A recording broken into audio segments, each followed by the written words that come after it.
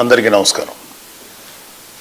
Already మా జనసేన కార్యకర్తలకి వీర మహిళలకి ఎస్పెషల్లీ పిఠాపురం కాన్స్టిట్యున్సీలో ఉన్నటువంటి ప్రతి జనసేన కార్యకర్తకి వీర మహిళలకి అభిమానులకి అందరికీ ఒక విషయం ఆల్రెడీ చెప్పాను. అలాగే కూటమిలో ఉండేటువంటి కార్యకర్తలకి నాయకులకి మహిళా కార్యకర్తలందరూ కూడా ఒక విషయం చెప్పాము.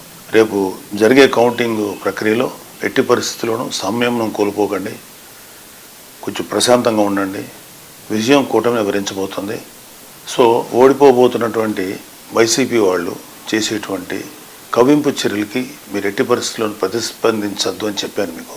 కానీ రీసెంట్గా వైసీపీ నాయకుడు సజ్జల రామకృష్ణారెడ్డి వైసీపీ కార్యకర్తలను రెచ్చగొట్టే విధంగా వ్యాఖ్యలు చేయటం మేము ఖండిస్తున్నాం.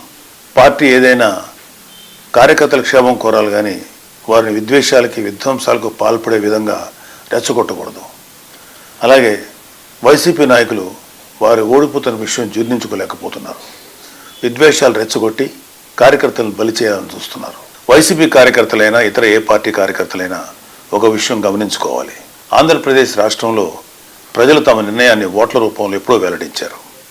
గతంలో ఎన్నడూ లేని విధంగా ప్రజలు వైసీపీపై తమ వ్యతిరేకతను ఓట్ల రూపంలో చూపించారు. తాజాగా వెలువడిన అన్ని ఎగ్జిట్ పోల్ సర్వే ఫలితాలు కూటమికి అనుకూలంగా వెలువడడం కూడా వైసీపీపై ఉన్న ప్రజాగ్రహాన్ని తెలియజేస్తున్నాయి.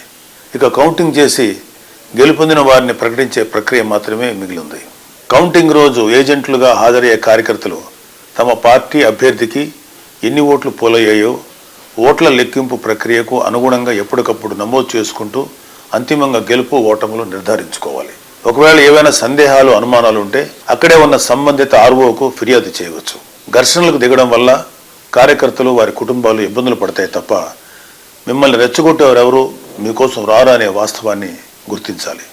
జూన్ 4న జరగనున్న కౌంటింగ్ ప్రక్రియకు ప్రజాస్వామ్య పద్ధతిలో ఎన్నికల కమిషన్ అధికారులు జారీ చేసిన నిబంధనలకు అనుగుణంగా నడుచుకోవాలని అన్ని పార్టీల కార్యకర్తలను మరొకసారి కోరుతున్నాను. వైసీపీ కార్యకర్తలు చెప్పేది ఏంటంటే దయచేసి మీరు మీ నాయకులు మిమ్మల్ని రెచ్చగొడితే దయచేసి రెచ్చిపోకండి. మీరు వైసీపీ కార్యకర్తలు, జనసేన కార్యకర్తలు, టీడీపీ కార్యకర్తలు, బీజేపీ కార్యకర్తలు ఎవరైనా ఓకే. మీరు ముందు ఒక రాజకీయ పార్టీ కార్యకర్తల కన్నా మీరు ఒక మనిషి, మీకు ఒక కుటుంబం, మీకు ఒక బాధ్యతలు ఉన్నాయి.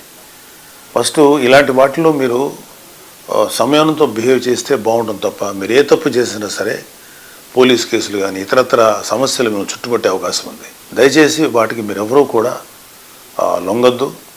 న్యాయబద్ధంగా, చట్టబద్ధంగా, ప్రజాస్వామ్యయుతంగా ఈ ఓట్ల లెక్కింపుని ప్రక్రియని మనం సంపూర్ణంగా నెరవేర్చుకుందాం.